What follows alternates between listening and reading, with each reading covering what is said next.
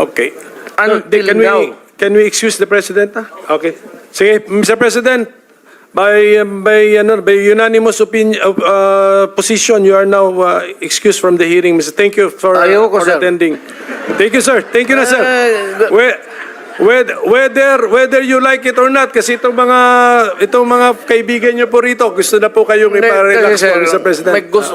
Ito na kasi yung forum na maybe binigyan ako ng panahon ng Panginoong Diyos na makarating dito and I can talk publicly.